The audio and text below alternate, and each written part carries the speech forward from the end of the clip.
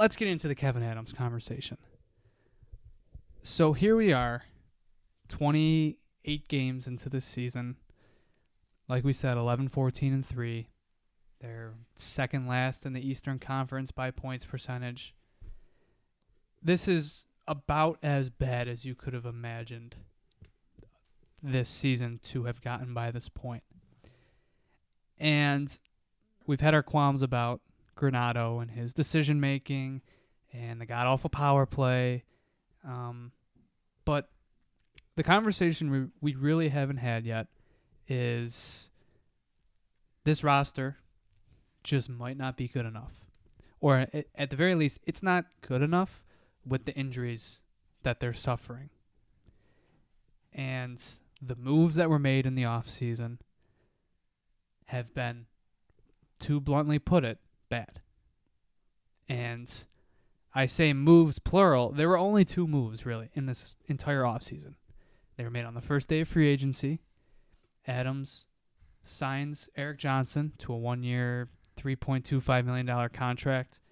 And then he signs Connor Clifton to a 3-year deal worth $10 million. And that was his offseason. That was it. He was done within the first 20 minutes of free agency. Packed it in. Sure, he still did big things. Okay, he signed Rasmus Dahlin. He signed Owen Power. You locked up the core. However, in an offseason where it was expected this team would finally use the pieces that they had assembled, it seemed like this was the offseason where everything was coming together, that this would be their splash year. And it just wasn't that. How long did we talk about potential goalie additions? Anywhere from Connor Hellebuck to Frederick Anderson to anybody. And how many top 4 defensemen did we discuss? Pesci, who else? Noah Hannafin. Even long shots like Chris Tanev or Dylan DeMello. There were no shortage of options that were possible to look at. And it's always tough to criticize moves that weren't made, especially when those players didn't end up being moved. But I can't look at this roster and give Kevyn Adams the benefit of the doubt, because if you take a step back and you look at his offseason, it wasn't good enough. He was done within the first 20 minutes of the offseason. And in totality, through these first 28 games of the year, Kevyn Adams added 2 third-pairing defensemen. Yeah. And I'm not just talking about their quality of play. Like, it's not like they're trying to force Connor Clifton down our throats as Rasmus Dahlin's partner. Him and Eric Johnson have been on the third pair almost exclusively. That is what they've added, 2 third-pair defensemen. And they decided to run it back. And, you know, we discussed many times that scoring regression was definitely a possibility. It was almost a guaranteed conclusion that it was probably not going to be the same exact year as last season. But you could not just sit by and hope that, I don't know, that enough would come back and that you would see enough improvement from the defense or you would see improvement from the goaltending. And that would be enough to somehow get your team further than where they were last season. You knew as soon as June 29th, the second day of the NHL draft, you knew that you were going to be without your second-line right winger until probably the new year. I mean, from some of the whispers that we've heard, Jack Quinn has had a more favorable recovery. And we're into mid-December. And he's still, he's probably a week or 2 away, and that's a great timeline. Mm-hmm. But what if it was worst-case scenario? Or how about this? What if he comes back and tears it again? Look what happened to Max Pacioretty last year. Yeah. His second game back, he retore the same injury. Then what? They had no reaction to something like that. They had no answer for Jack Quinn going down with an injury.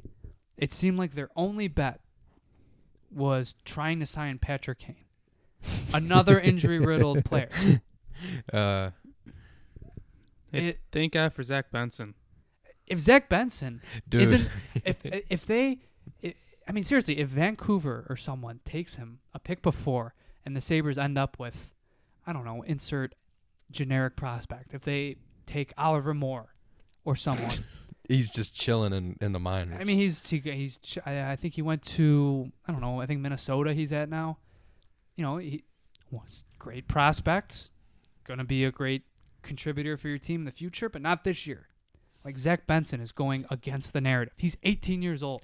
Credit to this regime for that pick. Oh, 100%. Because that was a slam dunk. Fantastic pick, and props to them for putting him in the role that he's in. I mean, he's their second line. Yeah. He is their Jack Quinn this year. Not sure there's many other teams that would have made that decision to keep him here. Which just makes me more excited for when Tuck, Greenway, and Quinn come back for what this team can do.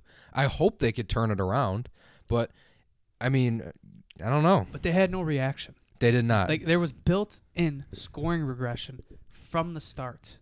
You could see it. You could see it coming. I mean, yeah. Look at what J.J. Peterka is doing this year. Tearing it up. He has been fantastic. He leads their team in goals. I mean, we'll get to. I think we'll get to power play discussion. He's not even on their top power play unit. He's leading this team in goals. He's tied with Jeff Skinner. Head over to bst.com, folks, and read our season predictions because I think all three of us picked J.J. Peterka as breakout player of the year. I think he's living up to it right now. I think almost everybody in the Sabres community saw it, and he's been awesome this year. And he's been without Quinn too. And he, and Jack Quinn is, and Cousins hasn't been the best either. And Jack Quinn has deservedly been perceived as the better player. He was drafted higher, he produced better in the AHL, and he had a better rookie season. That is not a small. It's not like Jack Quinn was on his way to having like a decent season this year. Like, you're talking about a guy that could have been on his way to 30 goals, like J.J. Peterka. He could have. I mean, if you put a healthy Jack Quinn on this team from the start of the season, the sky is the limit. Maybe they steal a few more wins. It's a huge hole that was not addressed. No, and it's unacceptable. Let's talk about the last few games, okay? Devin Levi has made his way back onto the Sabres roster. Ukko-Pekka Luukkonen has been out with an illness. I think he's good now. So, we're going to have the conversation again. What are they going to do with the goalies? I am so sick and goddamn tired of talking about the damn goalie situation. Dude, we have two backup goalies in an AHL in a prospect, not an AHL, a prospect. That's what we have right now. This is what this goaltending is. Two backup goalies. I'm not even saying 1A, 1B anymore. These are B. Comrie, UPL had one really. I don't even know if we talked. Were we around to talk about his one really good game? We didn't talk about. Okay. I guess let's jump back to the Rangers game. Holy cow! What a performance. Okay, fantastic. Absolutely unbelievable performance by Ukko-Pekka Luukkonen. Fantastic. Guess what he does the next game? What I've said and what we've all said for months with this guy. He's hot and cold, and he cannot string wins together. He can't consistently be this team's number one goaltender because he just lays egg after egg after egg. And at this point in time, I'm sick and tired of it. Eric Comrie, he's just a backup. That's all he is. It's all he'll ever be. We have two backups. And then we're riding Devin Levi, who is extremely raw right now and should not be thrown into this situation at all because this could be really bad for his development. They should have gotten a goalie in the offseason. They should have bolstered the forward group with a few more forwards. And the defense, I guess they did their job kind of on defense, but it wasn't good enough. And if you look, we were kind of blinded at the end of last year because we missed the playoffs by 1 point. And we thought if we ran it back with the same core, you got to improve, right? So we have to make the playoffs. I'm a victim of that. I was blinded by that because when they signed their two defensemen in the offseason and I knew we were having the same guys come back, I was like, great. This is going to be great. This is going to be like last season. They're going to go on scoring benders. It's going to be crazy every night. They're going to put the puck in the net constantly, even with Jack Quinn out. And that's just not what they did because these other teams, they watch tape, they watch film. the opening night and the Islanders game right after that. They knew what they were going up against. They ran the trap on us. They ran the 1-3-1, and they completely shut us down. And right from that jump, I knew that we were already behind. This team's mentality, they're never on top of the ball. They're never that team that's thinking ahead that'll go, oh, we need to change it up because we played like this last time, and this team could be ready for it, so we have to be prepared for this. Not to say they have to change their play style, but you have to exhaust every possible scenario that could happen. And I just feel like they were just, Don Granato was like, this was working last season, let's just do it again. Same system, and now they're scrambling. They're mixing up the lineup night in and night out. Nobody's gelling together. There's no chemistry. It's painful to watch sometimes. And you could see that they have these spurts of when they played the Rangers and they beat them 5-1, when they played the Bruins and they beat them 3-1. They have these spurts. You're like, this team has so much talent. This team is ready to go. This team's ready to take off. And it's just, they, like I said earlier in the year, they just the engine keeps stalling out on them. Their off season, there are things you could have done and couldn't have done. Okay, there's a scenario where you keep the forward lineup the same and stuff works out. There's a scenario where you make minimalistic changes to the defense and things work out. There are scenarios where you keep the goaltending sort of the same and things work out. They don't go together.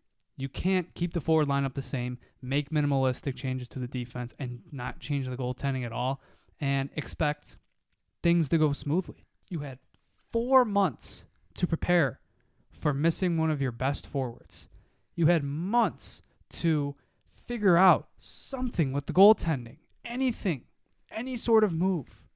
They did nothing. And you had so many other options at defense other than the options they chose. And here we are. You're stuck with your decisions. And that's kind of the scariest part about where the Sabres are at. This is the National Hockey League. Big sweeping changes do not come in December. They don't come in January. Maybe you see a little bit in February at the trade deadline. They don't happen mid-season. The mistakes for this team were made months ago. And they are forced to work with what they have.